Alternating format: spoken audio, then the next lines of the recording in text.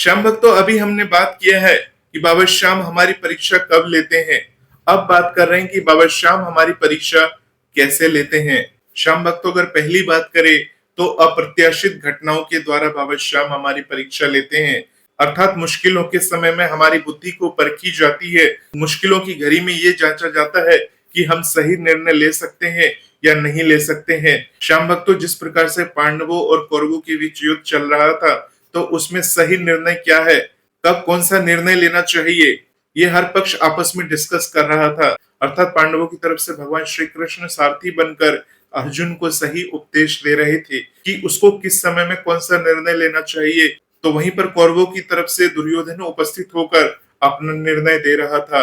तो श्याम भक्तों, युद्ध जीतने के लिए भगवान जिसके साथ थे, अर्थात सच्चाई जिसके साथ थी, उसकी विजय हुई, उसके निर्णय की विजय हुई। इसी प्रकार से श्याम भक्तों, आपके समक्ष ऐसी परिस्थितियां उभर कर आएगी जिसमें आपको निर्णय लेना होगा कि कौन सी परिस्थिति के साथ आप जाना चाहते हैं। अर्थात श्याम भक्तों, ये कह सकते हैं अचानक से हमारी परिस्थितियां बदलती है, जिससे हमारी बुद्धि परखी जाती है। अर्थात श्याम भक्तों, यदि आप गरीब हैं तो गरीब होकर अमीर हो जाते हैं। श्याम भक्तों, उदाहरण के माध्यम से समझाऊंगा।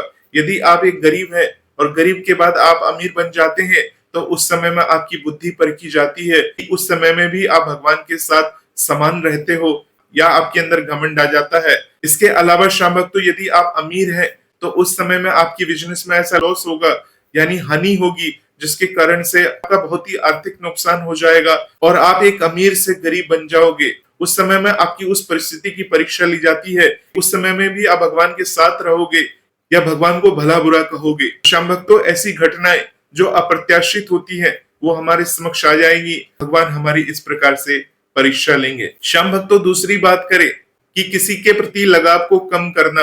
अर्थात श्याम भक्तों, आप किसी ऐसे व्यक्ति जिससे आप बहुत ज्यादा प्रेम करते हो, जिसके साथ आप हमेशा रहना चाहते हो, कभी कभी क्या होती है कि हमारी परिस्थिति बदल जाती है, हमारे साथ कुछ ऐसी घटनाएं घट जाती है जिसके बारे में हमने कभी सोचा नहीं होगा कि ऐसी बातें भी कभी हमारे साथ होंगी, क्योंकि हम सत्य को स्वीकार करना नहीं चाहते। इंसान हमेशा यही सोचता है कि वो अमर होकर आया है, हमेशा ठीक ठाक बना रहेगा, हमेशा यूं ही चलता जाएगा, हमेशा यूं ही दौड़ता जाएगा। परंतु श्याम भक्तों, जीवन चक्र हमेशा बदलता रहता है। हर सेकंड, हर घड़ी, हर दिन, हर महीना, हर साल समय बदलता हुआ चला जाता है।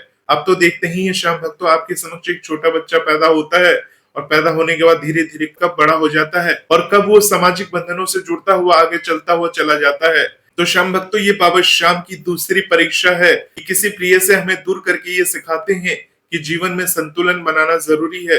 अर्थात जीवन में संतुलन होगा तभी आप आगे बढ़ पाएंगे, आगे चल पाएंगे। श्याम भक्तों, अगर तीसरी बात करें तो बाबा श्याम हमारी ईमानदारी की परीक्षा लेते हैं। अर्थात श्याम भक्तों, आपके समक्ष इतनी सारी मुश्किलें आ जाएंगी, इतनी सारी प्रॉब्लम्स आ जाएंगी। अब श्याम भक्तों, जब मुश्किल की घड़ी आती है, अर्थात मान लीजिए आपको पैसे की बहुत ज्यादा सख्त जरूरत है और उस समय में आप पैसे का इंतजाम नहीं कर पा रहे हैं, तो उस समय आपकी परीक्षा की घड़ी होती है कि उस समय में आप क्या निर्णय लेना चाहते हैं। अर्थात आप ऐसा कौन सा काम करेंगे जिससे आप उस पैसे की जरूरत को पूरा कर सके।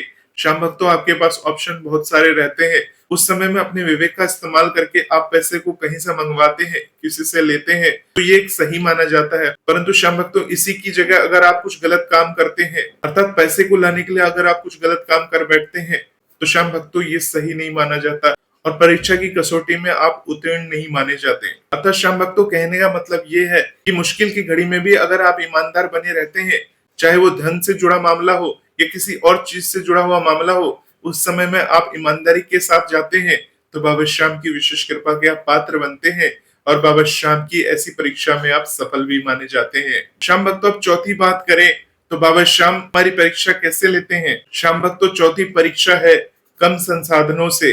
अर्थात श्याम भक्तों, भारतवर्ष में क्या हो रहा है ये आप सब कुछ जानते हैं। अर्थात हमारे समक्ष ऐसी ऐसी मुश्किल की घड़ी आएगी जब हमें उस परीक्षा की घड़ी से गुजरना होगा। अर्थात श्याम भक्तों, एक उदाहरण के माध्यम से समझाऊंगा। मान लीजिए आप अपने घर में रात के समय भोजन बना रहे हैं और रात के समय जब आप खाना बना रहे होते हैं, तो उस समय खाना बनाते बनाते आपका गैस सिलेंडर अचानक से समाप्त हो जाता है।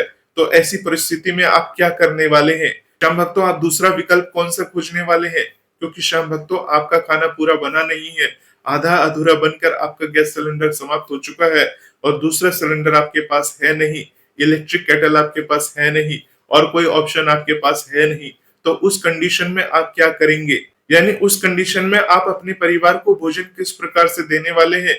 क्या आप उस अधूरे भोजन को ऐसे छोड़ देने वाले हैं? शाम भक्तों, ऐसी स्थिति में आपका विवेक काम करता है।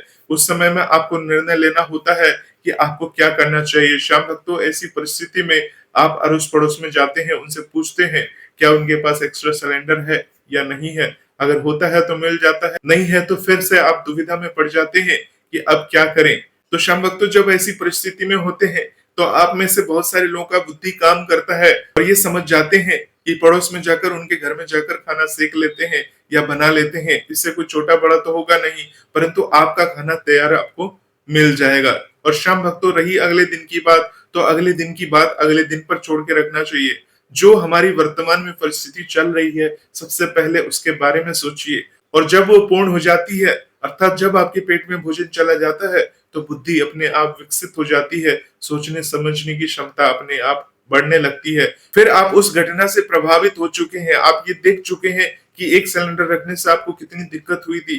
फिर शाम भक्तों, आप दूसरे सिलेंडर की व्यवस्था करते हैं और अपनी इस वाली परिस्थिति को आप दोबारा से बदल देते हैं, अर्थात आप किसी पर निर्भर नहीं रहते। अर्थात अब आपके पास 2 सिलेंडर है, अब आप किसी पर निर्भर नहीं है। अचानक से रात में सिलेंडर खत्म होगा तो उसको आप इस्तेमाल कर सकते हैं। तो शाम भक्तों, ये समझाने का मतलब ये है कि हमारे समक्ष जब कम संसाधन होते हैं तो उस समय में अपने विवेक का इस्तेमाल करके वो काम करना चाहिए। मान लीजिए शाम भक्तों, भारतवर्ष में कुछ चीजों की क्राइसिस चल रही है, उस समय में लोग अपने अपने घरों को भरने में लगे हुए हैं। कोई 2 सिलेंडर, कोई 4 सिलेंडर, कोई 5 सिलेंडर इकट्ठा कर रहा है। अगर अभी थोड़ी सी अफवाह फैल जाए कि पेट्रोल नहीं मिलेगा तो लोग पेट्रोल पंप पे भागे भागे जाएंगे और सबसे पहले यही कोशिश करेंगे कि हम अपनी गाड़ी में संपूर्ण पेट्रोल भरवा के रख ले। तो शाम भक्तों, ये लोगों की मेंटेलिटी है कि लोग कम संसाधन में अपना गुजारा करना नहीं चाहते, वो किसी भी प्रकार से झुकना नहीं चाहते।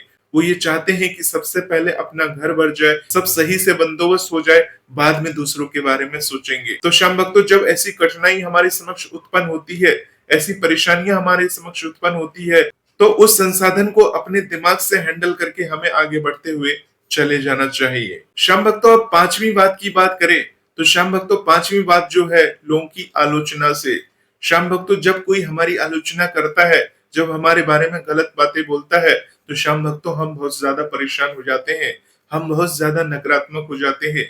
हो सकता है कि बाबा श्याम की ये परीक्षा हो, कि बाबा श्याम आपको जांचना हो कि कोई आपके बारे में अगर कोई गलत शब्द बोल रहा हो या गलत बात बोल रहा हो या आपकी आलोचना कर रहा हो, तो उस समय में आपका रुख क्या होगा, उस समय में आप कौन सा कदम उठाएंगे। और ऐसी परीक्षा देकर बाबा श्याम आपकी परीक्षा लेते हैं।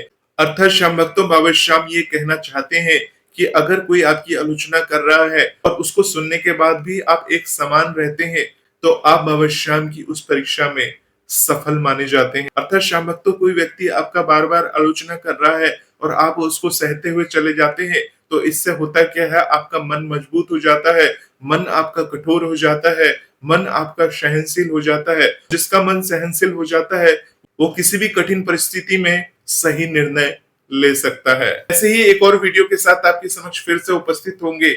जय श्री श्याम, जय श्री राधे।